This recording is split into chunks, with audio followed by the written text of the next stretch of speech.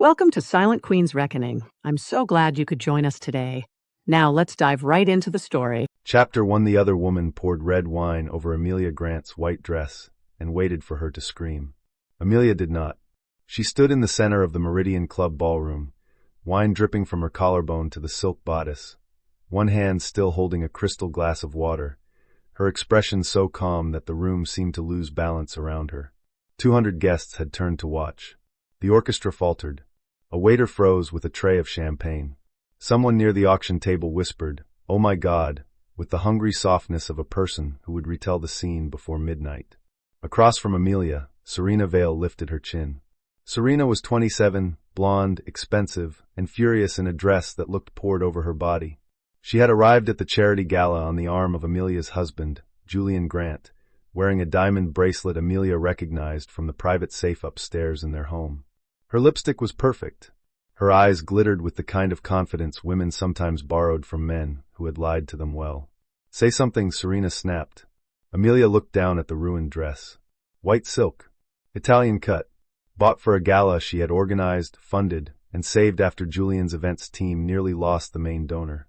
Now it clung cold against her skin, red spreading like a wound someone else wanted photographed. Julian reached them too late. He was tall, dark-haired, and handsome in the practiced way of men who had learned mirrors were allies. The founder of Grant Meridian Ventures. A billionaire on magazine covers. A husband who had spent the last year coming home late, guarding his phone, and telling Amelia she had become impossible to talk to. He looked first at Serena, not Amelia. That was the part everyone missed. Amelia did not. "Serena," Julian said under his breath. "What are you doing?" Serena's mouth trembled. "She insulted me." Amelia had said only one sentence. "That bracelet belongs to the marital safe." Serena had responded with wine. Now Julian turned to Amelia, eyes sharp with warning. "Let's handle this privately." The ballroom held its breath. Amelia knew what the room expected. A slap. Tears. A bitter accusation. The wife and the mistress clawing at each other while the husband stood between them, tragic and important. She almost smiled.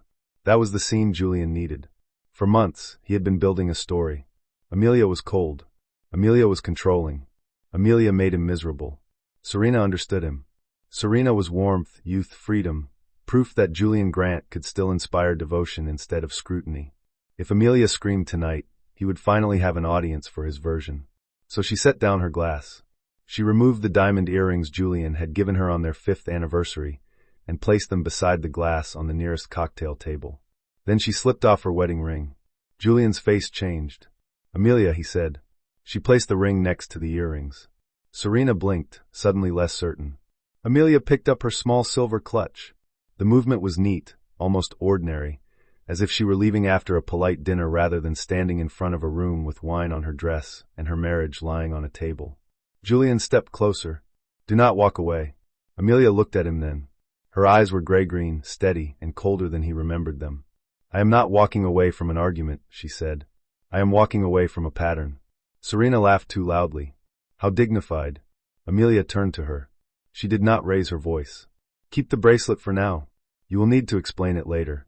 The laughter died from Serena's face. Julian reached for Amelia's arm. She moved before he touched her, just enough to make the failed gesture visible. "Do not," she said. The single word landed harder than a slap. Julian's hand dropped. Amelia walked toward the ballroom doors, wine trailing in dark drops across the polished floor. No one stopped her.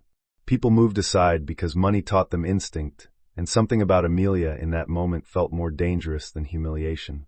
At the entrance, she paused only once. Not to look back at Julian, not to look at Serena. She looked at the auction screen, where the name Grant Meridian Foundation glowed above the evening's pledge total. Most of that money was not Julian's. He had forgotten that. Amelia stepped into the elevator, pressed the lobby button, and opened her phone. She called her attorney first. "Daniel," she said, voice even. "Activate the separation protocol." Then she called the one person Julian feared more than any judge. "Mother," Amelia said when Victoria Ashbourne answered. "Julian made his affair public tonight." There was a short silence. Then Victoria said, "Did you throw the wine back?" "No." "Good. Silk washes poorly, but evidence travels well." Amelia looked at her reflection in the elevator doors. A woman in a ruined white dress stared back at her, calm enough to be mistaken for broken by anyone careless. I am done protecting his pride, she said. Victoria's voice softened. Then come home. Chapter 2. Amelia had not been born Amelia Grant. That was the first thing Julian's world always forgot. Before the marriage, before the charity boards, before she learned to stand beside her husband in photographs with one hand resting lightly on his arm, she was Amelia Ashbourne, only daughter of Victoria Ashbourne, founder of Ashbourne Strategic Holdings. The Ashbourne name did not appear often in lifestyle magazines because Victoria considered publicity a tax paid by insecure money. But in boardrooms, restructuring negotiations, distressed credit markets, and private infrastructure deals, Ashbourne meant one thing: patient control. Amelia grew up watching her mother buy companies from men who thought asking for help was shameful, but bankruptcy was someone else's fault. Victoria never raised her voice. She read footnotes. She remembered debts. She let men finish speeches, then asked one question that made the room realize the speech had been furniture. Power, Victoria once told Amelia, is not walking into a room and making everyone look. Power is leaving the room and making everyone recalculate. Amelia had loved that sentence at 20. At 36, walking out of the Meridian Club covered in wine, she finally understood it. Julian had met her when Grant Meridian Ventures was not yet an empire. It was 3 floors in a glass building, 2 successful exits, 1 reckless expansion plan, and a founder with impossible charm and quiet terror behind his eyes. Julian spoke like the future owed him rent. Investors loved him until they read the cash flow. Banks liked him until they saw the guarantees. Amelia liked him because, in private, he admitted fear. On their 3rd date, he told her, "Everyone thinks I know what I am doing." She had answered, "Do you?" He laughed then, not offended. Not always. That honesty made her stay. In the first 5 years, she was everywhere inside the company without a title large enough to make insecure men uncomfortable. She revised acquisition models. She introduced lenders. She negotiated covenant relief through Ashbourne channels Julian never understood. She handled his father's medical debt quietly when Julian was too ashamed to admit his family had less liquidity than their house suggested. She found the first institutional partner that let Grant Meridian become Grant Meridian Ventures. Julian called her his anchor. Then the anchor became weight. As the company grew, gratitude curdled into resentment. Julian started correcting her in meetings. He told her she made him look cautious. He joked at dinners that Amelia could turn a birthday party into due diligence. People laughed because rich men taught rooms how to treat their wives. Amelia laughed too, at first. Then Serena arrived. Serena Vale came in as a communications consultant after a crisis involving a failed wellness startup in Grant Meridian's portfolio. She had no serious crisis experience, but she had a talent for making Julian feel like the version of himself he marketed. She called him visionary. She said Amelia's risk memos were emotionally negative. She wore silk blouses to strategy sessions and asked questions with her head tilted so Julian could explain concepts he had learned from Amelia years earlier. Within months, Serena became head of brand influence. Within 6 months, she had a company apartment. Within 8, Julian stopped pretending late nights were about work. Amelia documented. At first, she told herself documentation was not preparation for divorce. It was habit. Lawyers saved records the way other people saved receipts. But the folder grew. Apartment lease, jewelry insurance, private jet manifests, deleted calendar entries, transfers from foundation accounts to vendors Serena used. A message from Julian to Serena that read, "Amelia will never make a scene. Her whole identity is control." That sentence stayed with Amelia. Not because it was wrong, because it was almost right. Control had been her identity for too long. Control over pain. Control over presentation. Control over a husband whose pride could turn a helpful sentence into an insult. Control over rooms that rewarded women for grace and punished them for naming the knife. The night of the gala, Serena gave her the gift of ending that performance in public. Amelia's driver was waiting outside the Meridian Club. His name was Thomas, and he had driven her for 7 years without once asking a personal question. When he saw the wine on her dress, his face tightened. Home, Mrs. Grant. Amelia looked back at the glowing entrance, where Julian's security team had begun managing the whispers. "No," she said. "Ashbourne House." Thomas opened the door. As the car pulled away, Amelia's phone began to ring. "Julian." She watched his name pulse on the screen until it stopped. Then Serena called. That almost made Amelia laugh. She declined both. A message from Julian appeared. "Do not do anything stupid. We need to talk." Then another. Serena was emotional. You provoked her. Then a third. If you embarrass me tonight, you embarrass yourself too. Amelia took screenshots and sent them to Daniel. Daniel replied, good. Do not respond. Victoria replied 1 minute later, I have opened the north suite. Burn the dress if you want. Amelia looked down at the ruined silk. For a moment, grief moved through her. Not for the dress. Not even for the gala. For the woman she had been when she believed quiet loyalty would one day be recognized as love. She did not burn the dress. She preserved it in a garment bag. Evidence had its own elegance. Chapter 3. Julian Grant returned to their penthouse at 1:17 a.m. and found the master closet half empty. Not emptied in anger. That would have been easier to dismiss. No drawers torn out. No smashed glass. No dramatic absence. Amelia had taken selected clothes, personal documents, her mother's pearls, her laptop, 3 leather-bound journals, and the framed photograph of herself with her late father. She left the wedding portrait. It stood above the bedroom fireplace, both of them younger, smiling beneath a canopy of white roses. Julian stared at it while loosening his tie with one hand. His phone had not stopped vibrating for hours. Board members. Donors. His mother. Serena. Reporters pretending to ask about the charity pledge, while implying they had seen the wine video, already spreading through private groups. At the gala, he had contained the room. Barely. Serena cried in the powder room, while Julian's chief of staff cleaned the donor list. The auction continued because rich people could step over a dead marriage if the dessert course was good enough. Julian gave a speech about resilience and children, and several guests praised his composure afterward while staring at the red trail Amelia had left on the floor. He told himself Amelia would come home. She did not. Now the penthouse felt staged, waiting for a verdict. He walked into his study and poured whiskey. The first glass went down too fast. The second stayed untouched as he noticed the folder on his desk. Plain cream folder. No note.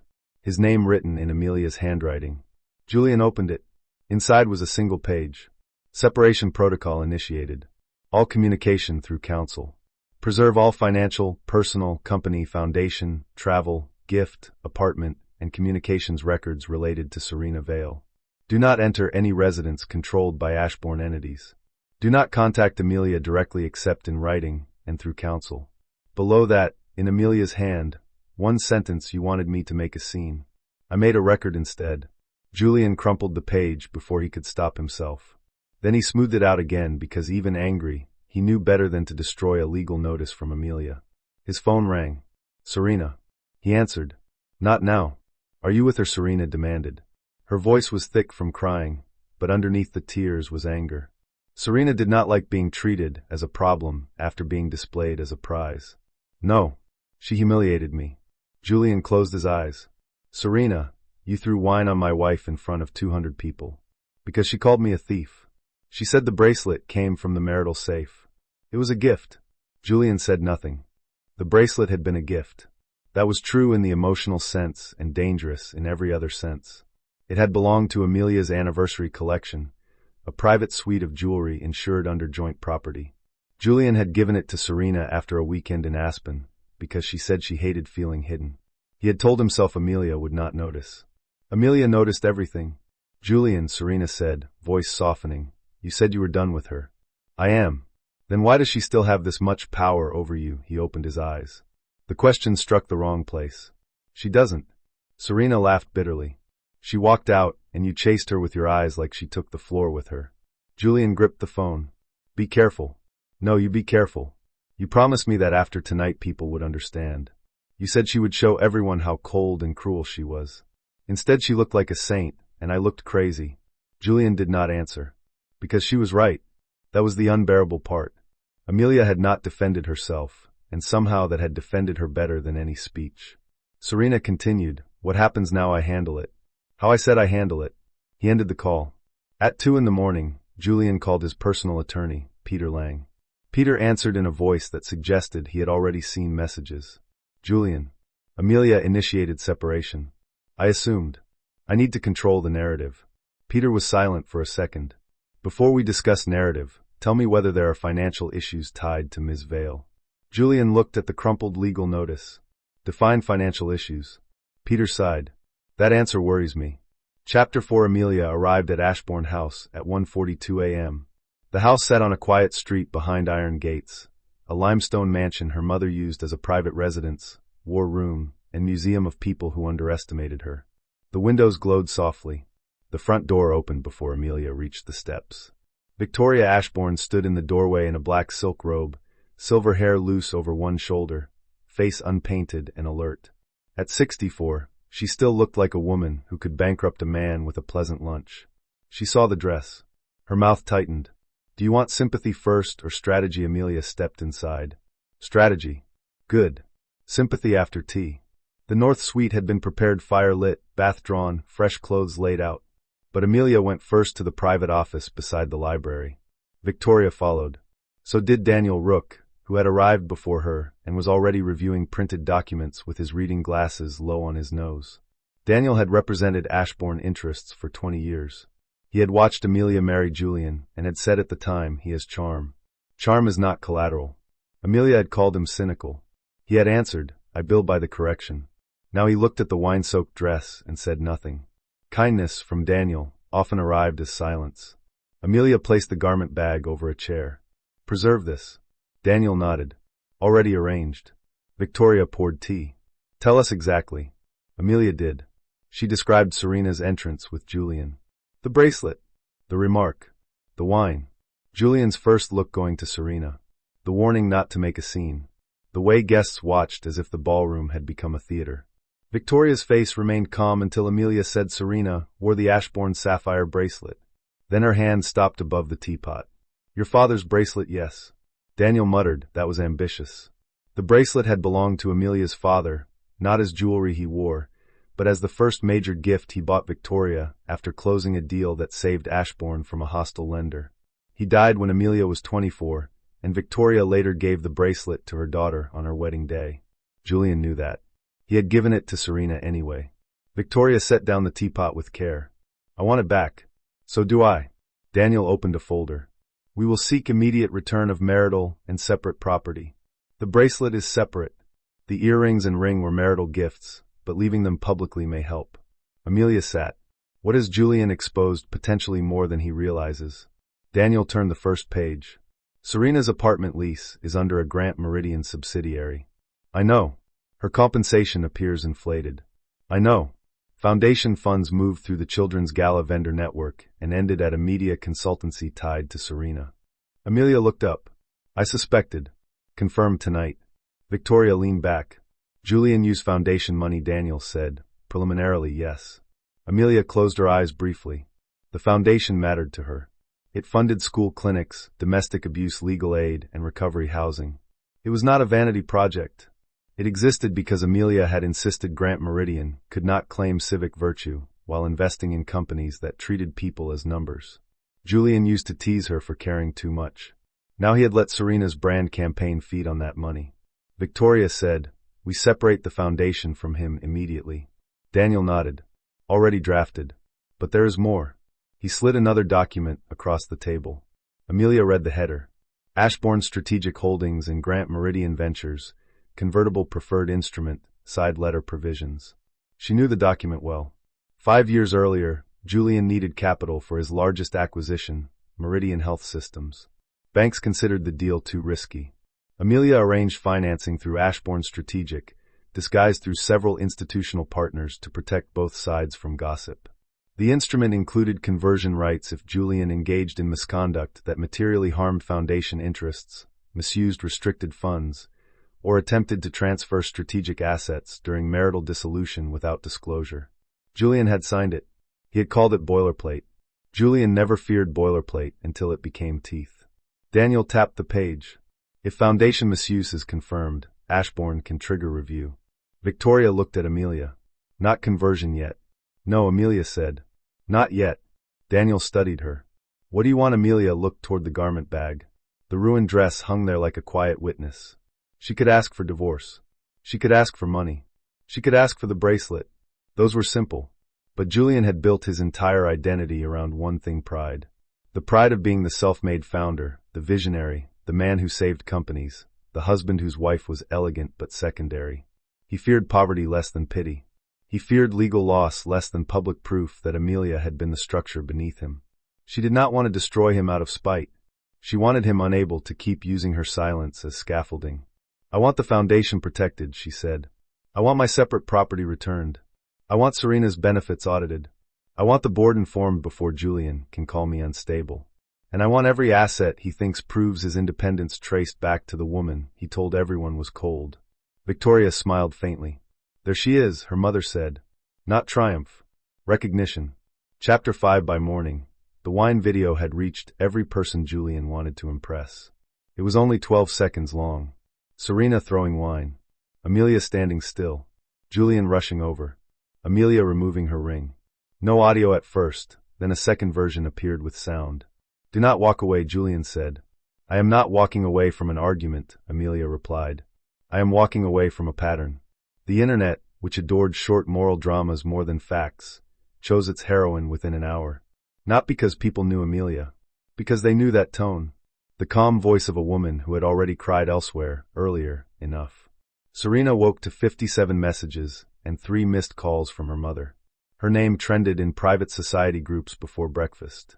Someone found her old modeling page. Someone else found the company apartment. Another person posted a photo from the gala where the sapphire bracelet shone on her wrist beside a caption, not the mistress wearing the wife's jewelry. Serena threw her phone onto the bed. The apartment around her suddenly looked less like proof of love and more like evidence. Floor-to-ceiling windows. Cream sofa. Fresh orchids. Designer luggage in the bedroom. A closet half filled with clothes purchased through a stylist Julian said the company needed for brand events. Her phone rang again. Julian. She answered, voice shaking with rage. Fix this. Good morning to you too. Do not talk to me like that.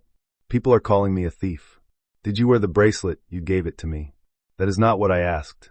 Serena sat up. Are you blaming me? Julian's pause was brief but fatal. She heard it. You are, she whispered.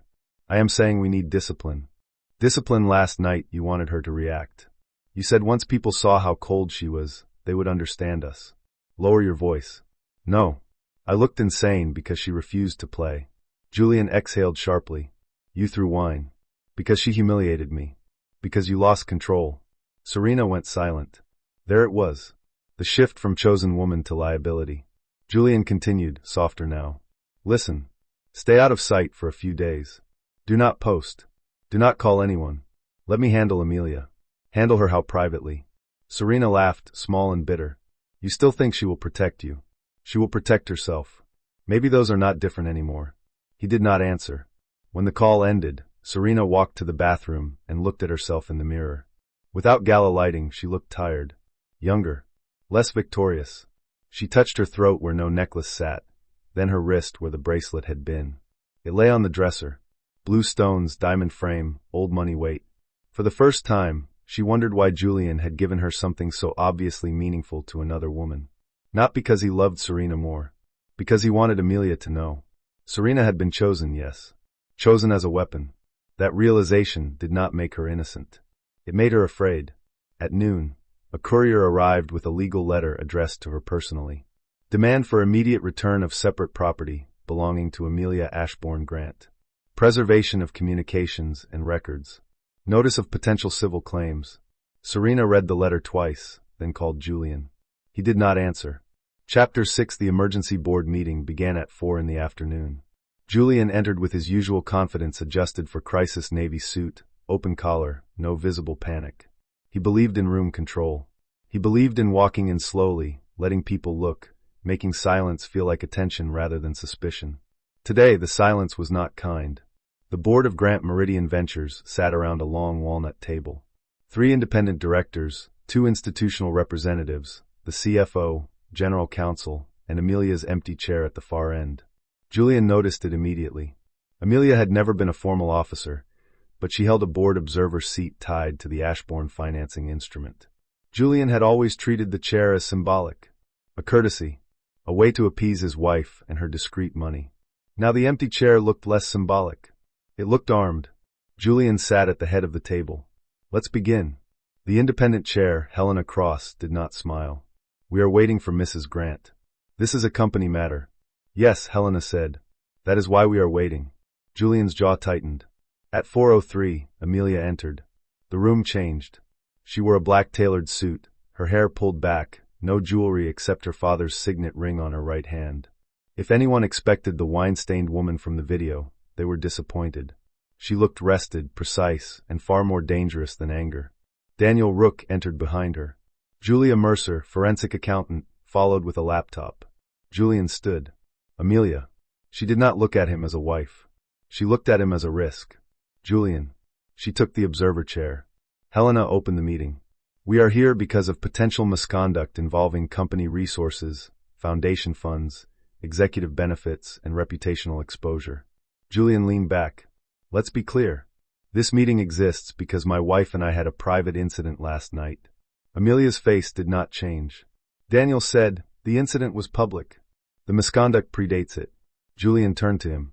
You do not run my board. Helena interrupted. No. I do. That landed. The CFO looked down at his papers. Helena continued, Mr. Grant, you will have time to respond. First, we need preliminary findings. Julia Mercer connected her laptop. The screen lit up. Serena Vale Benefits Summary. Julian felt heat rise in his neck. Julia spoke with the calm brutality of numbers. Over the past 14 months, Ms. Vale received compensation, housing, travel, vendor services, jewelry insurance, stylist fees, and consulting-related payments totaling approximately $19.4 million in direct and indirect benefits. One director whispered, 19. Julian said, Serena led major brand recovery work. Julia clicked to the next slide. Her original contract was for $300,000 annually. Scope expanded to include personal apartment expenses, luxury travel unrelated to documented business activity, private wardrobe services, and payments to a media consultancy owned by her former roommate. The room went still. Amelia looked at the screen, not Julian. That irritated him more than accusation. General counsel cleared his throat. Some of these may have legitimate explanations. Julia nodded. That is why we recommend preservation and independent review. Helena turned to Amelia. Mrs. Grant, you also raised foundation concerns. Amelia opened a folder. Her voice was even. The Grant Meridian Foundation's Children's Health Gala used several vendors connected to Ms. Vale's brand campaign. Preliminary review shows foundation payments routed through event production to social media placement, image consulting, and donor relations packages that do not appear to benefit the foundation. Julian said, that is speculative. Amelia looked at him then. The gala was for pediatric legal aid and school clinics. I know what the gala was for. Do you know one moved? Julian's eyes hardened. Careful, Amelia. She held his gaze. That warning works better in private. Helena's expression sharpened. Julian realized his mistake too late. Daniel placed a document before each director. Additionally, under the Ashbourne convertible preferred instrument and side letter, misuse of restricted foundation-adjacent funds may trigger enhanced review rights and potential conversion protections. The institutional representative, Mark Feld, sat straighter. Ashbourne can convert. Julian looked at him. In theory. Amelia corrected him. Under breach conditions. Mark turned a page. And who determines whether review begins? Daniel said. Ashbourne Strategic Holdings may initiate preliminary review unilaterally. Julian laughed once. This is absurd. Amelia is weaponizing marital conflict to interfere with company governance. Amelia said, You gave my father's bracelet to your affair partner. The room froze. Julian's face flushed. Amelia continued, You placed her in a company apartment, paid her through expanded brand contracts, routed foundation-adjacent money into vendors tied to her image work, and publicly allowed her to assault me at a donor event. If you would like to call that marital conflict, put it in the minutes. No one typed for 3 seconds. Then the board secretary resumed. Helena leaned forward. Mr. Grant, pending review, I am recommending temporary suspension of your unilateral authority over foundation-related disbursements, executive benefits tied to Ms. Vale, and any related party vendor approvals. Julian stared at her. You cannot suspend my authority in my company. Helena's gaze moved to the financing documents. Apparently we can limit it. Amelia closed her folder. Julian looked at her with open anger. She did not argue. That was what broke his rhythm. Chapter 7. Julian followed Amelia into the private corridor after the meeting. Daniel moved to block him, but Amelia lifted one hand. It's fine. The corridor behind the boardroom was lined with glass on one side and dark wood on the other. Below, Manhattan glowed in late afternoon light. It was the kind of view Julian used to sell confidence to investors. Today it watched him lose it. What do you want? He demanded. Amelia stopped near the elevator. That question is late. Money control public sympathy, my bracelet. His face tightened. Of course, he said bitterly. The bracelet. It was my father's. He looked away. For a moment, the anger thinned. Julian had known Amelia's father only through stories and objects. Charles Ashbourne had been brilliant, reserved, and adored by Victoria in a way that made all other marriages look underfunded. The sapphire bracelet had mattered. Julian knew that. He had known when he took it from the safe. I was angry, he said. Amelia stared at him. You gave another woman my dead father's gift because you were angry. The sentence sounded uglier outside his head. He ran a hand through his hair. I wanted you to feel something. Amelia's mouth curved without warmth. You wanted proof I could still be made to perform for you. You stopped being my wife years ago. No, Julian. I stopped being your mirror. His jaw tightened. She continued, you used to come home afraid and tell me the truth. Then you became successful enough to surround yourself with people who made fear sound like genius. I remained inconvenient because I remembered the difference. Serena believes in me. Serena believes the version of you that pays her rent. He stepped closer. Do not reduce her. Amelia looked at him quietly. You did that before I arrived. The words hit harder because they held no jealousy. Julian lowered his voice. She loves me. Perhaps. You don't believe that I believe she loves what you made her feel. Chosen. Elevated. Powerful. That is not nothing. It is also not a foundation for truth. He laughed harshly. And what did you love for a moment? Amelia's face changed. Not much. Just enough for him to see the wound under the law. I loved the man who asked for help before he learned to resent the hand. Julian had no answer. The elevator arrived. Amelia stepped inside. He caught the door with one hand. This is not over. No, she said. It is finally documented. The doors closed. Julian stood in the corridor until his reflection in the glass became unbearable. Chapter 8. Serena returned the bracelet through counsel. That was smart. She also sent a letter. That was less smart. Amelia read it in Daniel's office 2 days later, while Julia reviewed vendor files across the table. Mrs. Grant, I am returning the bracelet because I was unaware of its history. Julian told me it was a gift he was free to give.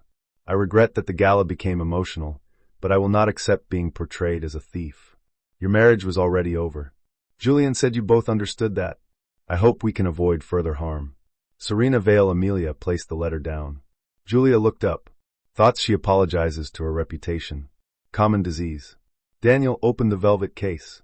The sapphire bracelet lay inside, cleaned and polished, innocent in the way objects could be after people used them badly. Amelia touched the edge of the case, but not the stones.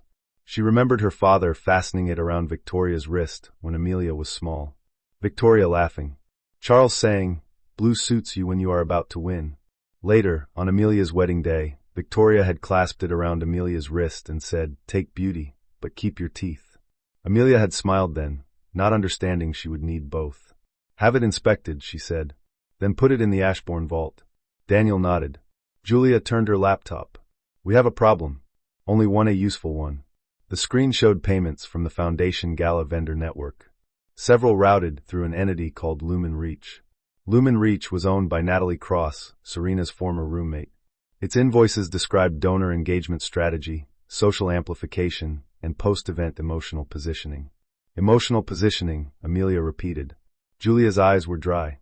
Apparently expensive feelings. How much? 3.8 million from Foundation-adjacent vendor pools, plus another 2 million from Grant Meridian brand accounts. Daniel leaned in. "Can we tie approvals?" Julia clicked once. Julian Grant. Serena Vale. 2 digital approvals. Amelia stared at the screen. 3.8 million meant legal aid clinics delayed. School health vans underfunded. Domestic abuse intake attorneys cut from the budget Serena had praised in speeches. The room grew very quiet. Daniel said, "Amelia." She closed the laptop gently. "Initiate foundation separation." Daniel's eyebrows lifted. "Public, yes. That escalates." "Good." Within 6 hours, the Grant Meridian Foundation announced an independent governance review, suspension of all payments to Lumen Reach, and temporary removal of Julian Grant from Foundation Disbursement Authority. The statement was restrained. The effect was not.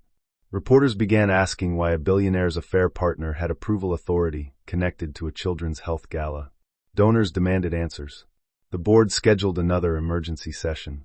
Julian sent Amelia one message at 11:48 p.m. You are trying to ruin me. She answered for the first time since the gala. No. I stopped preventing it. Chapter 9. Serena understood the difference between romance and liability when a reporter appeared outside her apartment. Ms. Vale, did you approve payments from a children's foundation to your friend's media company? The question hit her in the face as she stepped from the building in sunglasses and a beige coat. She turned back, but another reporter stood near the door. Did Julian Grant give you Amelia Grant's family bracelet? Were you living in a company apartment? Did you throw wine on Mrs. Grant? Because she confronted you. Serena pushed through without answering, hands shaking. Her driver was late. Her phone would not stop ringing.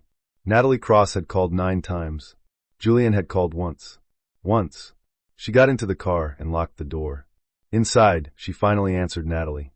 What did you do? Natalie shouted. Serena flinched. What did I do? My company is frozen. My accounts are under review. I had nothing to do with your wine drama. You invoiced the foundation. Because you told me Julian approved it. He did. Then why are lawyers asking me whether services were delivered? Serena closed her eyes. Were they silence? That answered enough. Natalie's voice turned sharp. Do not put this on me. You wanted a campaign. You wanted everyone to see you as more than the mistress. I created positioning. Emotional positioning. Do not mock the wording. You approved it. Serena ended the call. Her driver glanced at her in the mirror. Where to, ma'am? She almost said Julian's office. Then she remembered his single call. My lawyer, she said. An hour later, sitting in a conference room that smelled like coffee and printer toner, Serena told the first complete truth she had told in months. Julian said the marriage was over. Julian said Amelia knew. Julian said the apartment was part of her compensation. Julian gave her the bracelet and told her not to worry about its origin. Julian wanted the gala to make the relationship impossible to deny. Julian said if Amelia reacted badly, the board would see she was unstable. Her lawyer, Priya's son, listened without expression. Priya was known for representing women who discovered too late that powerful men liked contracts more than promises. When Serena finished, Priya said, You participated in harming his wife. Serena's eyes filled. I know. You also exposed yourself legally. I know. Good. Knowing is where useful begins. Serena looked down at her hands. Am I going to prison? That depends on the documents, the money, and how quickly you stop lying for someone who is already deciding how much to blame you. Serena's throat tightened. He loves me, she said, but it sounded like a question trying to hide in a statement. Priya did not soften. Maybe. But love is not a defense to wire transfers. By evening, Serena agreed to cooperate with the foundation review. Julian found out at 8:06 p.m. His first text to her was, What the hell did you tell them? Serena stared at the message. For months, she had waited for proof that she mattered more than Amelia. Now she had it. She mattered enough to blame. Chapter 10. Victoria Ashbourne hosted dinner 4 nights after the gala. Not a social dinner. An Ashbourne dinner, which meant the food was excellent, the wine untouched until documents were reviewed, and every guest understood the evening had a purpose. Amelia sat at the long dining table with Victoria, Daniel, Julia, Rowan Pierce from Ashbourne Strategic, and Helena Cross, who attended in her capacity as independent chair, and looked mildly amused by the fact that Victoria had placed her under a portrait of Amelia's father. Rowan Pierce was a quiet man with dark hair and the calm of someone who had never needed to speak first. He had structured the original Ashbourne investment into Grant Meridian and understood every lever Julian had ignored. We have 3 options, Rowan said.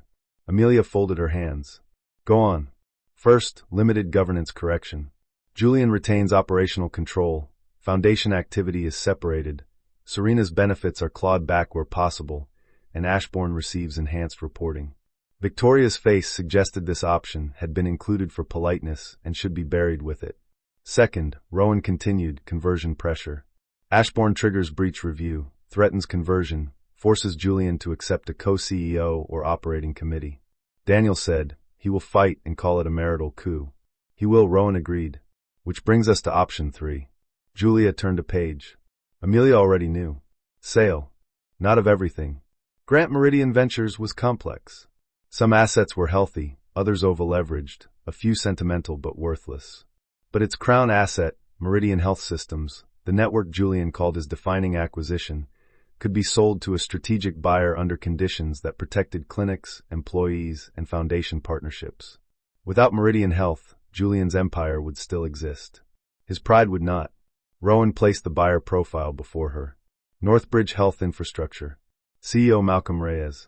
Offer premium valuation, contingent on governance cleanup and removal of compromised foundation channels.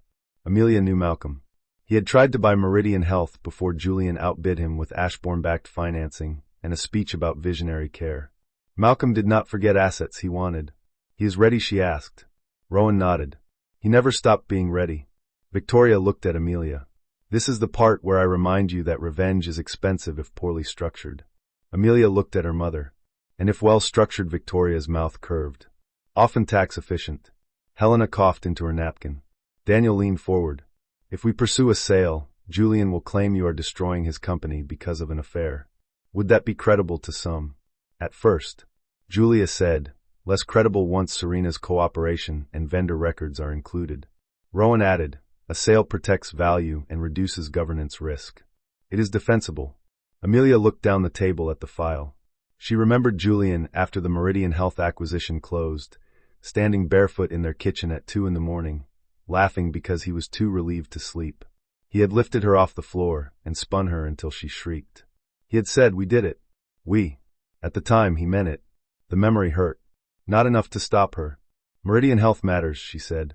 Patients, staff, clinics. If we sell, protections must be real. Rowan nodded. Employment commitments, service obligations, foundation clinic funding, no closures for 3 years without review.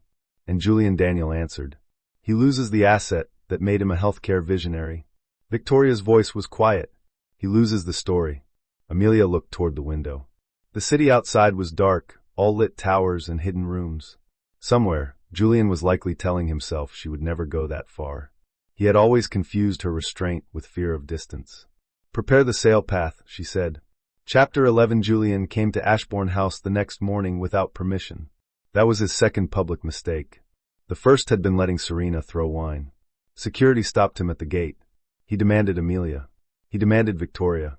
He demanded entry into a house where he had once been a welcomed son-in-law and now stood like any other uninvited man in an expensive coat. Victoria watched the gate camera from her breakfast room.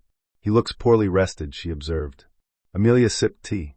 He performs better with sleep. Most tyrannies do. Julian called. Amelia let it ring. Then he texted. I know you are inside. Stop hiding behind your mother. Victoria raised an eyebrow. Charming. Amelia replied through Daniel. All communication through counsel. Please leave private property. Julian did not leave. Instead, he shouted toward the camera. Amelia, you want to punish me, punish me. Do not touch Meridian. Amelia went very still. Victoria turned from the monitor. How does he know someone leaked? Daniel arrived within 30 minutes, already on the phone. By noon, they knew the source. A junior banker from Halden Reed had bragged to a friend that Ashbourne was exploring a sale of Meridian Health. The friend worked in Julian's investor relations circle. Pride traveled faster than confidentiality when fed wine and fear. Julian left the gate after reporters began gathering. But the leak changed the schedule. By 2 p.m., Grant Meridian's share price wobbled. By 3, employees were panicking. By 4, Julian called an all-hands video meeting. Amelia watched from Daniel's office. Julian appeared on screen looking composed, with the Grant Meridian logo behind him. You may hear rumors, he began, voice steady, that outside parties are attempting to force the sale of Meridian Health Systems. Let me be clear. Grant Meridian will not be dismantled because of personal disputes or opportunistic financing pressure. Amelia heard the phrase personal disputes and felt something inside her cool. Julian continued, this company was built by vision, courage, and loyalty. I will not allow anyone, including those who once stood beside us, to undermine that. Those who once stood beside us. Amelia almost admired the wording. He had turned her into a former ally in one sentence. Not wife. Not co-builder. Not financing source. Someone who stood beside the real work. Then a message appeared from Serena. He is lying. He told me you never built anything. I believed him. I am sorry. Amelia read it once. She did not answer. On the all-hands screen, an employee asked through chat whether foundation funds had been misused. Julian's jaw tightened. An independent review is ongoing. I will not dignify rumors with speculation. Another employee asked whether Serena Vale still worked for the company. Julian said Ms. Vale is on leave. Another asked why Amelia Grant was no longer listed on foundation governance materials. Julian paused. Too long. Then the chat filled with questions. Amelia closed the laptop. Enough, she said. Within the hour, Ashbourne Strategic released a statement. Ashbourne Strategic Holdings confirms that it has initiated contractual review under its financing agreement with Grant Meridian Ventures. This review concerns documented governance, foundation, and related party benefit issues. Any strategic transaction will be evaluated based on employee protection, patient continuity, and fiduciary value, not personal narrative. No mention of Julian's affair. No mention of Serena's wine. No mention of Amelia's dress. That made it worse for him. It made the matter look like business. Because now it was. Chapter 12. Julian's pride did not break all at once. It cracked in meetings. First, Halden Reed withdrew from representing him personally, citing conflicts related to the leaked sale exploration. Then 2 independent directors requested additional protections against retaliation. Then the Foundation review confirmed that Lumen Reach had billed for services not fully delivered, and that Serena had approved several inflated packages while reporting directly to Julian. Then Serena gave a sworn interview. She did not become noble in it. She became useful. She admitted Julian told her Amelia's influence was mostly decorative now. She admitted he encouraged the gala confrontation by saying public pressure would force Amelia into a settlement. She admitted she wore the bracelet knowing it came from his private safe, though she claimed she did not know it belonged to Amelia's father. She admitted Lumen Reach was introduced by her and approved by Julian. When Peter Lang summarized the interview for Julian, Julian sat very still. She said that he asked. Peter removed his glasses. Yes. All of it, yes. Julian looked toward the window of his office. The city had never looked less impressed by him. She's trying to save herself. Correct. After everything I did for her. Peter's expression was careful. Julian, that sentence will not help you anywhere formal. Julian turned. Do not manage me. Someone should. The words landed before Peter could soften them. Julian stared at him. Peter sighed. I apologize for the tone. Not the substance. The room went quiet. Julian sat back, suddenly exhausted. Amelia put you up to this, no? Everyone suddenly sounds like her. Perhaps because she was saying things others avoided. Julian laughed without humor. You too. Peter did not answer. That was answer enough. By Friday, the special committee recommended entering exclusive talks with Northbridge Health Infrastructure for the Meridian Health sale. Julian opposed it with every tool left to him. He called investors. He called journalists. He called old friends who owed him favors and discovered favors had shorter shelf lives than admiration. He tried to rally employees with a memo about fighting for the company's soul. Within 20 minutes, someone leaked the memo with the subject line "Soul currently under audit." The internet was cruel. But the board was worse because it was calm. The shareholder meeting was set for the following Tuesday. Julian sent Amelia one final direct email, despite the communication restrictions. Subject us, Amelia. I know you think this is justice. Maybe part of it is. But Meridian was ours. You know that. Whatever happened between us, do not pretend selling it is clean. You will be cutting out the one thing we built together that still matters. I made mistakes. Serena was a mistake. The bracelet was cruel. The gala was unforgivable. But if you ever loved me, do not do this in public. Julian Amelia read it at her desk in Ashbourne House. For a long time, she did nothing. Then she printed it, placed it in the evidence folder, and wrote only one reply through Daniel. Meridian matters. That is why it needs protection from you. Chapter 13. The shareholder meeting took place in the Grant Meridian Auditorium, a room Julian had designed to feel like a future already won. Curved screens, pale wood, soft lighting, rows of seats facing a stage where he had launched funds, announced acquisitions, and told employees they were changing industries. On Tuesday morning, the same room held shareholders, employees, reporters, lawyers, board members, and the quiet tension of a kingdom measuring its king for removal. Julian arrived first. He wore black. Not mourning exactly. Combat, perhaps. His hair was perfect, his face composed, his eyes hollow at the edges. Serena did not attend. Amelia did. She entered with Victoria, Daniel, Julia, and Rowan. She wore a deep blue suit that made several reporters whisper, because everyone remembered the white dress. Her father's sapphire bracelet was not on her wrist. That absence said more than wearing it would have. Julian watched her take a seat in the front row. For a moment, the auditorium disappeared and he saw her in their first office, sitting cross-legged on the floor at midnight, eating takeout from a carton while correcting his pitch deck. Her hair had been shorter then. She wore cheap flats and laughed when he said one day they would own a building like this. He had said we. He remembered. The meeting began. Helena Cross presented the review summary. Foundation governance failure. Related party benefits. Reputational harm. Strategic risk. Sale proposal from Northbridge Health Infrastructure. Employee protections. Patient service commitments. Shareholder premium. The words were dry, but the room understood the drama underneath. Julian requested time to speak. He walked onto the stage to applause from some employees and silence from others. Meridian Health Systems is not just an asset, he began. It is proof that Grant Meridian can build, not merely buy. It is proof that vision still matters in a market addicted to fear. Amelia listened. He was good. He had always been good. That was part of the tragedy. Julian could make ambition sound like public service, risk sound like courage, and pride sound like destiny. Recent events, he continued, have been painful. I accept responsibility for personal failures. But I ask you not to let personal pain become corporate destruction. Do not let a marriage collapse decide the fate of a company. There it was. The final version of the story. Amelia stood. The room turned. Julian stopped speaking. Helena said, Mrs. Grant. Amelia walked to the second microphone below the stage. She did not climb onto the stage. She did not need to. Julian is right that Meridian Health is not just an asset, she said. It is clinics, staff, patients, school programs, mobile health units, legal aid partnerships, and families who do not care about our marriage. The room quieted completely.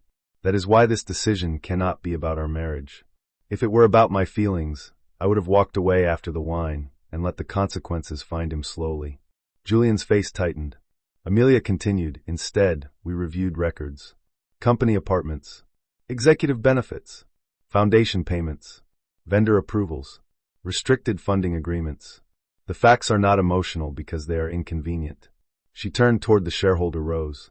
Meridian Health was built with capital Julian did not obtain alone, models he did not write alone, and credibility he did not carry alone. For years, I allowed people to call that support grace. Then I watched that grace become erasure. No one moved. At the gala, Serena Vale threw wine on me because she believed I would fight her for my husband's attention. I did not. I walked away because the argument was never with her. The argument was with the structure that let a man use one woman for stability and another for admiration, then call both of them unreasonable when the structure cracked. Serena, watching remotely from her lawyer's office, began to cry. Amelia's voice stayed steady. This sale is not punishment for an affair. This sale protects patients, employees, foundation programs, and shareholders from leadership that confused personal appetite with corporate privilege. She finally looked at Julian. Pride built the version of Meridian that needed applause. Responsibility can preserve the parts that matter. The auditorium held its breath. Julian stared at her as if seeing, too late, the difference between the woman he wanted to provoke and the woman he had depended on. Amelia stepped away from the microphone. The vote proceeded. Northbridge Health Infrastructure's acquisition of Meridian Health Systems passed. Julian did not move when the result appeared. The screen behind him displayed numbers, percentages, approvals. Dry figures. Clean lines. The obituary of his favorite myth. His empire was not gone. His pride was. Chapter 14. The divorce took 9 months because pride hires lawyers before it accepts math. Julian contested the asset schedule, then withdrew after Daniel produced records. He challenged the Ashbourne conversion rights, then settled after independent counsel confirmed he had signed them. He tried to classify Serena's benefits as business development, then stopped when Serena's cooperation made that argument resemble comedy. He requested privacy around the bracelet, and Amelia granted it only after the bracelet was returned, inspected, and placed back in the Ashbourne vault. The foundation separated cleanly. Amelia became chair of the restructured Ashbourne Grant Children's Fund, though she removed Grant from the name 6 months later with board approval. Julian did not fight that. Perhaps he had learned. Perhaps he was tired. Perhaps both. Serena left New York for Chicago. Before leaving, she sent Amelia one final letter. Mrs. Grant, I have rewritten this too many times. I am sorry for the wine, the bracelet, and for enjoying the idea that I had replaced you. I believed Julian's version because it made me feel chosen. That does not excuse what I did. It only explains the weakness I need to change. I returned everything I could. I know I cannot return the public humiliation. I hope the foundation survives us all. Serena Amelia read it twice. Then she wrote back, Ms. Vale, the foundation will survive because it is no longer built around people who need humiliation to feel powerful. I hope you build a life that does not require another woman to disappear. Amelia Ashbourne, not Grant. She sent it without anger. That surprised her. Anger had carried her through the first months like a strong black coffee. Necessary, bitter, hot enough to keep her standing. Then one morning she woke up and realized the cup was empty. She did not miss it. Julian moved out of the penthouse first. Amelia did not want it. Too many glass walls. Too many rooms designed to impress people no one loved. It sold to a tech founder who asked whether the wine incident happened there. The broker said no. Amelia reduced the price anyway, because bad taste should be taxed. She bought a townhouse near the river. Not as grand as Ashbourne House, not as high as the penthouse. Human scale. A kitchen with morning light. A library with green walls. A small garden where nothing had to prove its valuation. Victoria visited the week Amelia moved in. It's modest, her mother said, standing in the entry hall. Amelia looked around at the original woodwork, the fresh flowers, the slightly uneven floors. By your standards, a cathedral is modest if it lacks a boardroom. True. Victoria walked to the library and touched the shelf where Amelia had placed her father's photograph. You would have liked this. Because it is tasteful, because it is yours. Amelia looked down. Victoria, who did not often touch first, took her daughter's hand. You did well. The words almost broke her. Not because she needed praise for winning. Because part of her still grieved that winning had required proving she had been worth more than silence. Victoria seemed to understand.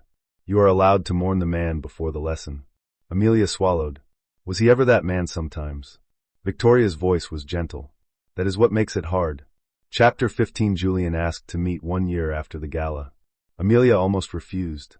Then she saw the location, a public bench outside the first school clinic funded by the restructured foundation. Not a restaurant. Not his office. Not any room where charm had furniture. She agreed to 20 minutes. He was already there when she arrived, standing near the clinic entrance in a dark coat. He looked older.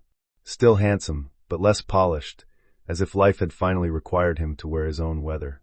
The confidence was not gone, but it no longer entered the room before him. Amelia, he said. Julian. They sat on the bench. Children streamed out of the school across the street, backpacks bouncing, voices bright in the cold air.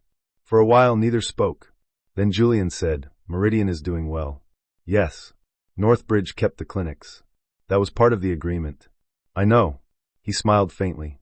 You write durable agreements. I learned from expensive disappointments. He accepted that with a small nod. The silence returned. Finally Julian said, I am not here to ask for anything. Good.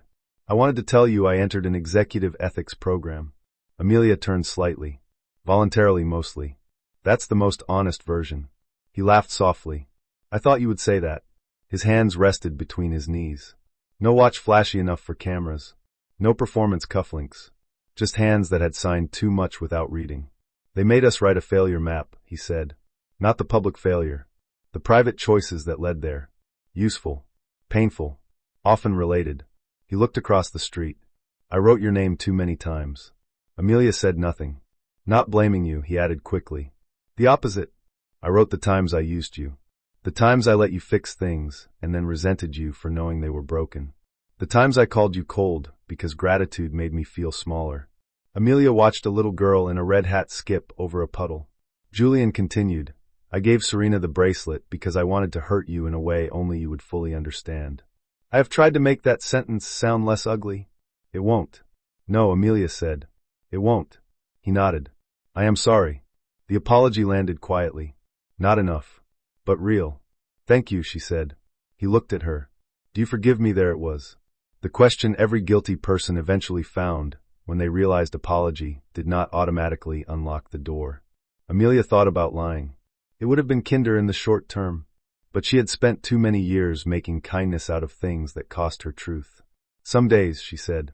Other days I do not think about you long enough to decide. Julian looked down, absorbing it. That's fair. It is free, she said. Fair took longer. For the first time, his smile held no defense. I deserve that too. They sat until the school doors closed and the sidewalk emptied. Before leaving, Julian asked, Are you happy? Amelia considered. Not triumphant every day. Not healed in a straight line. Not untouched by memory. But happy there were mornings in her townhouse when light entered the kitchen and no one needed her calm to survive their ego. There were board meetings where her name stood alone. There were foundation visits where children received care because money had been pulled away from vanity and returned to use. Yes, she said. Julian closed his eyes briefly. Good. He sounded as if he meant it. That was new. She stood. Goodbye, Julian. Goodbye, Amelia. No Grant. He noticed. He did not correct it. Chapter 16. 2 years after the wine. Amelia stood in a school clinic hallway, watching a nurse place a bandage with cartoon stars on a little boy's arm. The clinic smelled of antiseptic, crayons, and raincoats. It was loud in the way useful places were loud, children asking questions, parents filling forms, staff calling names, a printer complaining somewhere behind reception.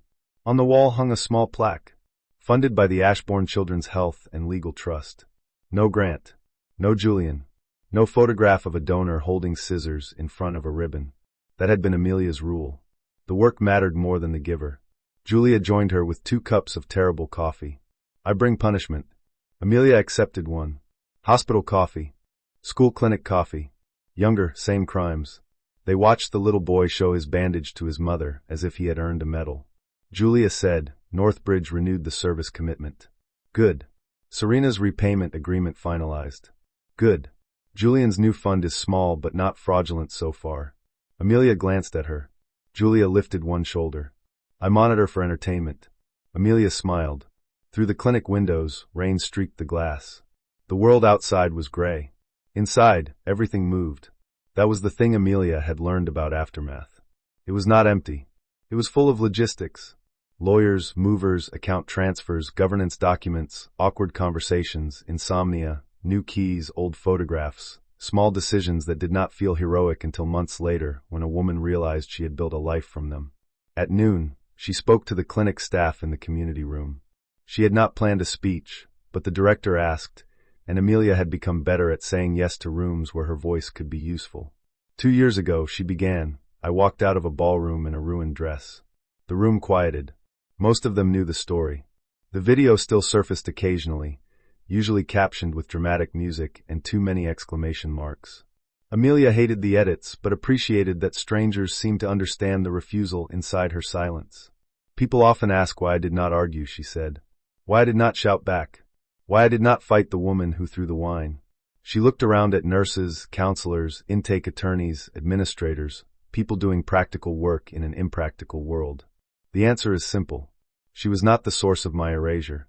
She was only the person holding the glass. No one moved.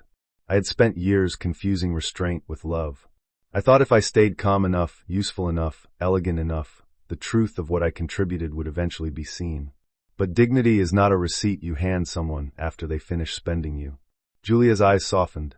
Amelia continued, sometimes the most powerful thing a woman can do is not win the argument offered to her.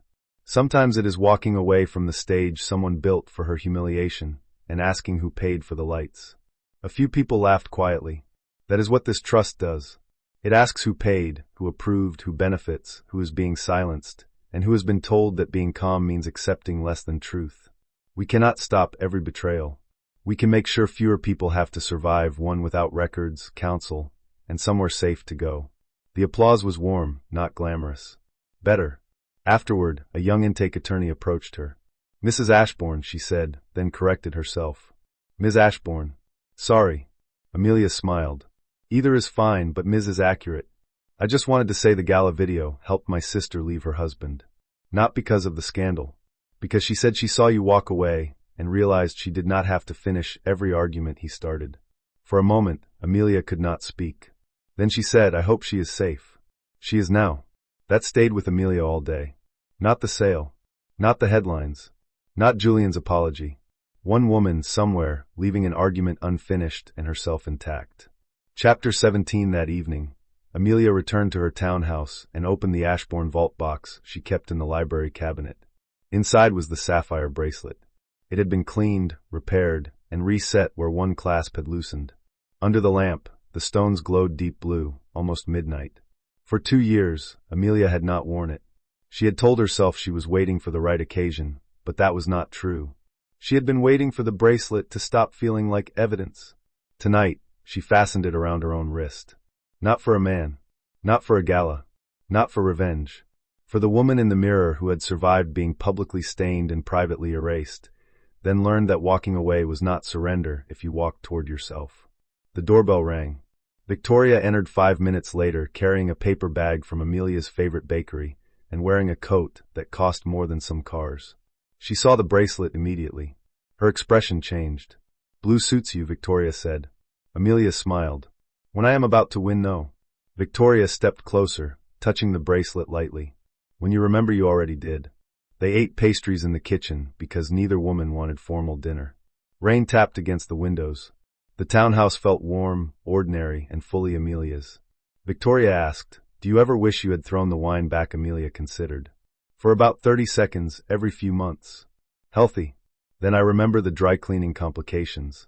Victoria laughed, a rare full laugh that made Amelia think of childhood mornings before grief had taught both of them harder languages. Later, after her mother left, Amelia stood alone in the library. On the wall hung 2 framed photographs. One of her father and Victoria at a port opening decades earlier, both young, both smiling like they had just won an argument no one else understood. The other was newer Amelia at the school clinic ribbon opening, not cutting a ribbon, but kneeling beside a child showing her a bandage. No wedding portrait. No ballroom. No wine. She did not need to erase the past. She only needed to stop letting it choose the room's best wall. Her phone buzzed. A message from Julia. "The clinic director says one of the kids named the waiting room plan Amelia." Amelia replied, "Poor plant. Give it governance rights." Julia sent back a laughing face, which Amelia tolerated because friendship deserved occasional informality. She set the phone down and looked at the rain beyond the window. 2 years earlier, Serena had waited for Amelia to scream. Julian had waited for Amelia to prove his story. The room had waited for the wife and mistress to turn pain into entertainment. Instead, Amelia walked away. At the time, people thought she left the battlefield. They did not understand she had simply refused the wrong one. The real battlefield was never Serena's glass or Julian's charm. It was the quiet place where a woman decides whether humiliation will make her smaller or sharper, whether betrayal will teach her to beg for recognition or withdraw the labor that made someone else's pride possible. Amelia touched the sapphire bracelet once. Julian had wanted to destroy her composure. He had destroyed his own myth. And Amelia, finally, did not have to hold it up. Chapter 18. The final foundation hearing took place in a room that had no chandeliers. Amelia considered that progress. The conference center belonged to a neutral law firm, all pale walls, filtered water, gray carpet, and the quiet ugliness of expensive seriousness. Around the table sat independent trustees, outside counsel, auditors, 2 representatives from donor families, Daniel, Julia, Serena with her attorney, and Julian with Peter Lang. No cameras. No champagne. No orchestra to stop when someone behaved badly. Only records. Julian arrived last. He paused when he saw Serena sitting across from Amelia instead of beside him. The old version of him would have smiled, crossed the room, and made everyone wait while he reclaimed the center. Today he simply took his seat. He looked tired. Amelia noticed and refused to reward herself for noticing. The lead investigator, a former federal prosecutor named Iris Bell, opened the hearing. "We are here to finalize findings regarding the Grant Meridian Foundation's vendor payments, executive influence, and governance failures connected to the last annual gala and related donor campaigns." Serena stared at her hands. Julian stared at Amelia. Amelia looked at Iris. Iris began with Lumen Reach. The invoices were projected one by one. Donor sentiment analysis. Post-event emotional positioning. Philanthropic identity amplification. Youth impact narrative support. Each phrase sounded more ridiculous when read beside the amounts paid. Julia presented the actual deliverables. 3 slide decks. 1 private donor email sequence copied from an earlier campaign. 2 influencer posts that never went live. 1 media placement plan focused less on the children's clinics than on Julian and Serena appearing as future-facing philanthropic leadership. 1 draft caption describing Serena as the foundation's new heart. At that phrase, Amelia saw Julian close his eyes. Good. Some sentences deserved to return to their author. Iris turned to Serena. "Ms. Vale, did you approve these invoices?" Serena swallowed. "Yes." "Did you believe the services were worth the amounts billed?" Her attorney touched her arm. Serena nodded once, then answered. No. Julian's head turned sharply. Serena did not look at him. Iris continued. Why did you approve them? Because Julian told me the gala needed a new public direction. Peter objected mildly. Iris allowed the answer, but noted the objection. Serena's voice grew steadier. He said the foundation had become too associated with Amelia. He wanted donors to see that he had warmth around him, that he was not controlled by his wife. The room became very still. Amelia felt the words enter and pass through her without lodging. 2 years earlier, they would have cut deeper. Now they only explained the architecture of damage. Iris asked, Did Mr. Grant specifically instruct you to use foundation vendors for image repositioning? Serena looked at Julian for the first time. His face was pale. Yes, she said. Peter leaned toward Julian, whispering urgently. Julian did not move. Iris turned to him. Mr. Grant, do you dispute that he was silent long enough for denial to become visible? Then he said no. Peter closed his folder with the resigned softness of a man watching billable strategy die. Iris continued through the record. The company apartment. The stylist. Travel that had no foundation purpose. The sapphire bracelet listed briefly as returned separate property. The gala video preserved only as context, not evidence of financial misconduct. That mattered to Amelia. The wine was humiliating. The money was structural. When it was Amelia's turn to speak, she did not stand. The foundation's work cannot depend on whether powerful people behave well, she said. That was our failure. We placed too much discretion in informal trust and too little in controls. That will not happen again. One trustee nodded. Julian looked at her.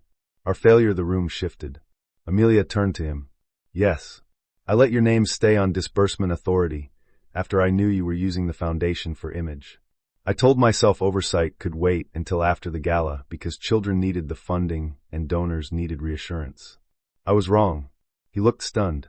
Perhaps he had expected her to blame only him.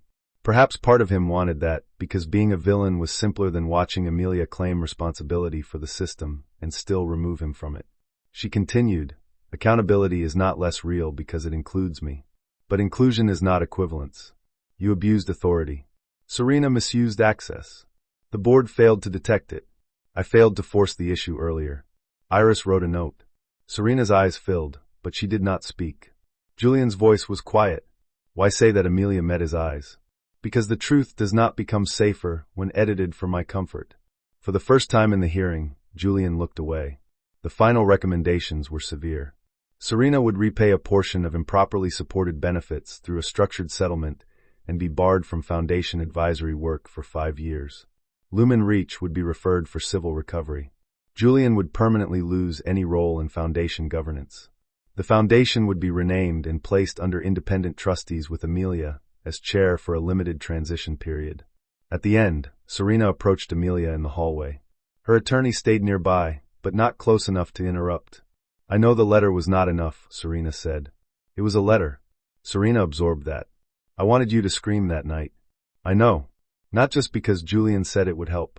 Because I wanted proof that I mattered enough to hurt you. Amelia looked at her. Serena's face was bare of the glossy confidence she once carried like perfume. She looked young, ashamed, and no longer useful as an enemy. You did hurt me, Amelia said. But not in the way you hoped. Serena nodded, tears sliding down her cheeks. I am sorry. Then do not become the woman who needs another woman's wound to feel chosen. Serena pressed her lips together. I am trying. Good. There was nothing else to offer. Amelia walked away. Julian watched from the far end of the corridor. This time, he did not follow. Chapter 19. Julian's last attempt to reclaim the story came as a magazine interview. He did not plan it as an attack. That was what made it dangerous. He believed, sincerely, that he was telling a mature truth. The article was titled after the fall Julian Grant on failure, love, and rebuilding. Amelia read it because Daniel sent it with the message you should see this before others quoted at you. The photos were tasteful. Julian in a black sweater near a window. Julian walking alone through a clinic hallway. Julian looking thoughtfully at the skyline, as men in crisis apparently did for subscription audiences. The interview began well enough. He admitted governance failures. He acknowledged personal misconduct. He said Meridian Health was doing strong work under Northbridge. He described the foundation restructuring as painful but necessary. Then came the paragraph. My former wife and I were both casualties of ambition. Amelia was brilliant, but we stopped seeing each other as people. She became the guardian of standards I could never meet, and I became the symbol of failures she could never forgive. The affair was wrong, but it was also a symptom of a marriage that had become emotionally impossible. Amelia read the paragraph twice, not because it hurt like before, because it was so elegantly half-true that it would be easy for strangers to admire. Victoria called within 10 minutes. I assume you read The Spiritual Laundering. Amelia looked out the library window at the early morning rain. I did. Do you want to respond? No. Victoria was silent. That meant disagreement. Amelia smiled faintly. Say it. He is recasting mutual exhaustion as shared blame. Yes. He is making your standards sound like a climate condition rather than a response to his conduct. Yes. And you still do not want to respond. Amelia closed the magazine. Not directly. That afternoon, she called the clinic director and moved up the foundation's annual report release by 1 week. No mention of Julian. No mention of the article. Just numbers. 23 school clinics funded. 847 children receiving ongoing health support. 112 legal aid cases connected to domestic financial coercion. 4 mobile units deployed. Full vendor transparency report. Independent governance controls. The annual letter from Amelia was brief. Institutions do not become ethical because their founders describe regret beautifully. They become safer when records, controls, and resources move toward the people they were meant to serve. The quote traveled faster than the magazine paragraph. Julian called Daniel the next day. Daniel put the call on speaker with Amelia's permission. Was that aimed at me? Julian asked. Daniel looked at Amelia. She nodded. Daniel said, the annual letter does not name you. It didn't need to. Then perhaps sit with that. Julian exhaled. I need to speak to her. Daniel waited. Julian continued, quieter. Please. Not as a legal matter. Amelia stood by the window, arms folded. She could refuse. She should refuse, maybe. But some conversations returned not because they deserved reopening, but because the woman who survived them wanted to see whether they still had teeth. She took the phone. Julian. There was a pause. Amelia. You have 3 minutes. He laughed softly, sadly. Still efficient. 2 minutes and 50 seconds. I did not mean to blame you in the article. You did. He was quiet. I thought I was being honest, he said. You were being balanced. Men often reach for balance when accountability feels too heavy. He absorbed that. She could hear it in the silence. Were you impossible to meet? He asked. Amelia considered giving him the easy answer. No, Julian, you failed entirely alone. But truth mattered more than comfort, even when comfort would have favored her. Sometimes, she said, I expected you to become the man you said you wanted to be. His breath changed. She continued, but I did not force you to lie. I did not force you to use foundation funds. I did not force you to give Serena my father's bracelet. I did not force you to build a story where my competence became your prison. No, he said, you didn't. If you want to discuss the marriage honestly, stop trying to make betrayal sound inevitable. The line stayed quiet for several seconds. Then Julian said, I miss when you would have told me this before the world did. That sentence came close to the bone. Amelia's voice softened despite herself. I did tell you. You called it criticism. He did not answer. Your time is up, she said. Amelia. Goodbye, Julian. She returned the phone to Daniel. Her hands shook for less than a minute afterward. Then she opened the clinic expansion budget and went back to work. That, she had learned, was healing too. Chapter 20. The invitation to speak at the Women's Legal Finance Forum arrived in autumn. Amelia almost declined because the title of the panel irritated her. Grace Under Fire Lessons from Public Betrayal. Victoria read it and said, that sounds like a perfume campaign for widows.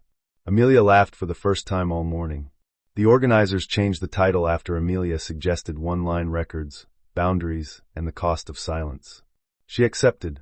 The forum took place in Boston, in a lecture hall filled with attorneys, founders, financial advisors, nonprofit directors, and women whose faces told Amelia they had not come for abstract lessons.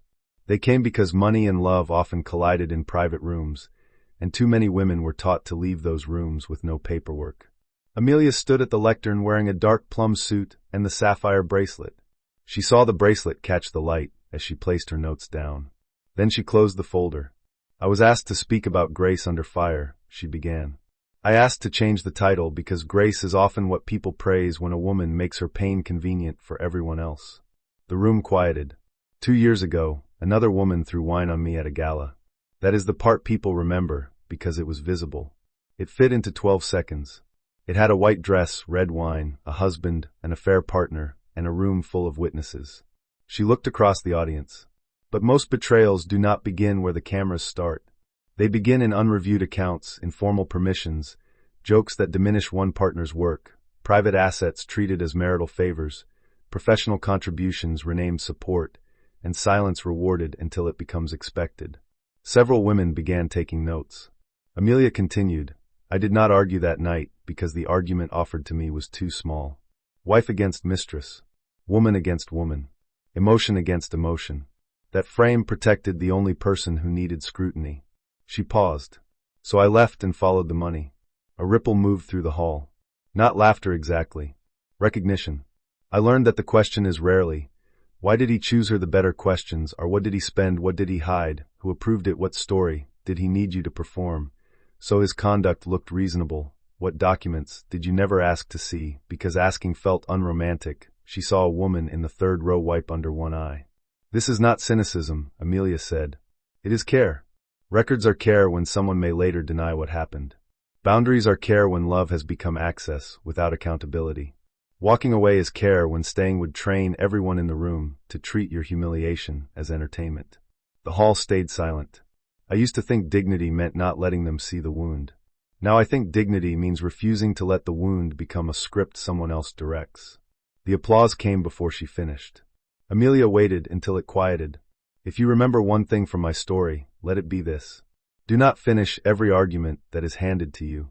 Some arguments are traps. Some stages are built so your pain can prove another person's lie. You are allowed to walk away from the wrong room and enter the one where the records are kept. When she stepped down, women surrounded her. Not with gossip, with stories. A founder whose husband had moved company shares into his brother's name. A surgeon whose fiancé called her controlling when she asked to see mortgage documents. A nonprofit director whose board chair treated her unpaid labor as devotion. Amelia listened as long as she could. Later in the hotel room, she removed the sapphire bracelet and placed it on the nightstand. It no longer felt like evidence. It felt like inheritance again. She called Victoria. How was it? Her mother asked. Useful. That is your favorite compliment. It is a good one. Victoria's voice softened. Your father would have been insufferably proud. Amelia smiled. He was often insufferable. Only when correct. So always according to him. After the call, Amelia stood at the hotel window overlooking Boston Harbor. The water moved black and silver beneath the city lights. She thought of the woman in the third row wiping her tears. Walking away had felt lonely that night. It was less lonely now that she understood how many women had been waiting for permission not to fight the wrong battle. Chapter 21. The last time Amelia saw Serena was not planned. It happened 18 months after the foundation hearing, in a bookstore near Union Square on a rainy Sunday afternoon. Amelia was browsing a shelf on nonprofit governance when she heard a familiar voice asking for a book on communications ethics. She looked over. Serena stood near the information desk in jeans, a black coat, and no visible jewelry. Her blonde hair was shorter now, tucked behind one ear. She looked older in the way accountability aged some people and steadied others. Their eyes met. For a second, both women were back in the ballroom. Red wine. White dress. Julian between them, and not between them enough. Then Serena approached slowly. Amelia. Serena. Serena gave a small, nervous smile. Communications ethics. I know. The universe enjoys jokes. Amelia did not smile, but her face softened. Sometimes it overperforms. Serena looked down at the book in her hand. I am consulting for a small nonprofit now. Real work.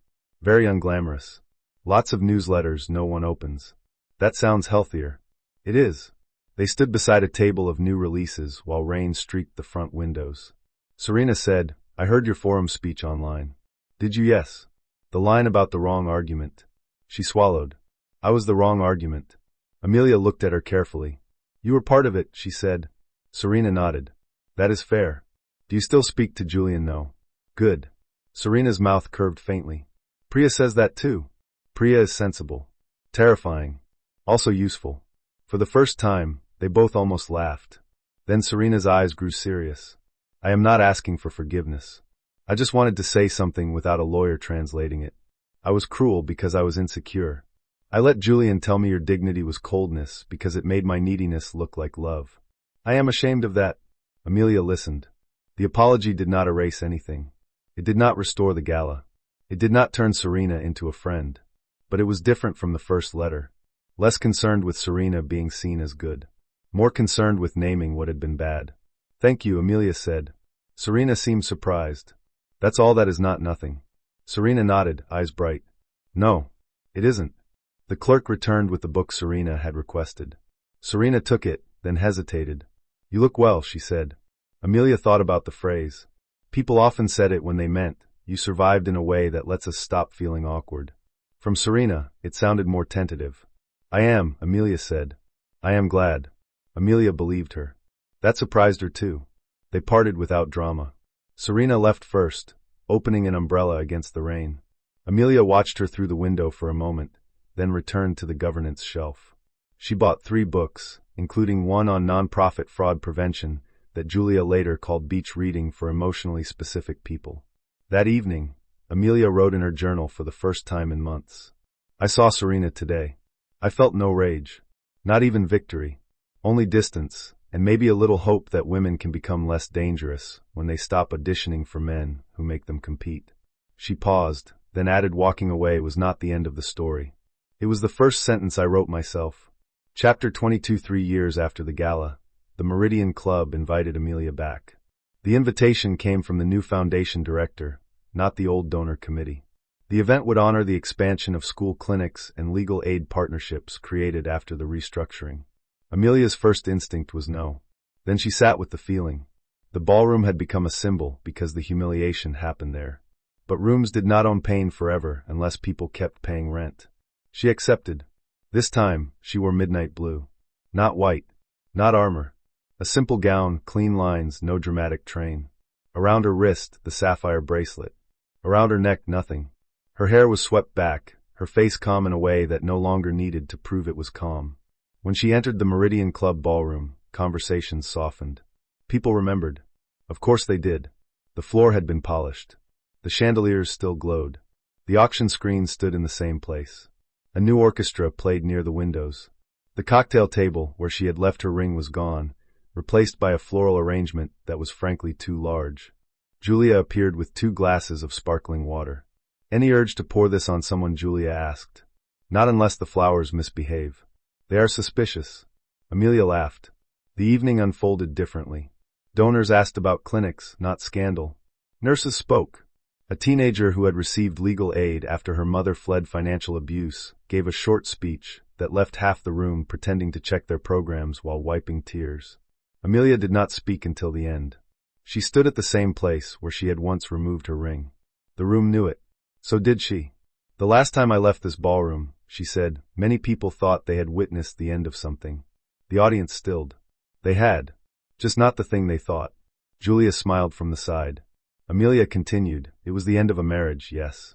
But more importantly, it was the end of a habit. The habit of protecting appearances that did not protect people. The habit of treating women's composure as permission. The habit of turning private humiliation into public entertainment while money moved quietly in the background. She looked toward the auction screen, where the new pledge total rose.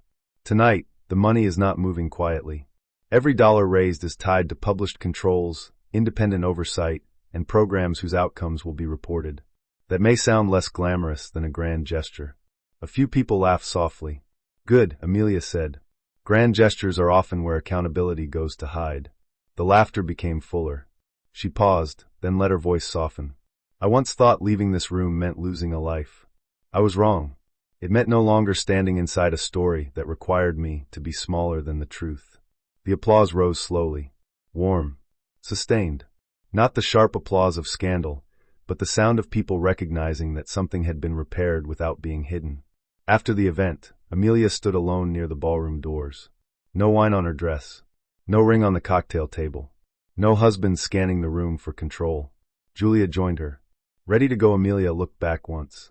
The ballroom no longer looked like a crime scene. It looked like a room. That was its demotion and her victory. Yes, she said. I'm ready. Outside, the city air was cold and clear. The car waited at the curb. Amelia did not look over her shoulder again. There was nothing behind her that needed carrying. Subscribe for more stories about betrayal, hidden power, and the quiet moment a woman walks away from the argument and takes back her life.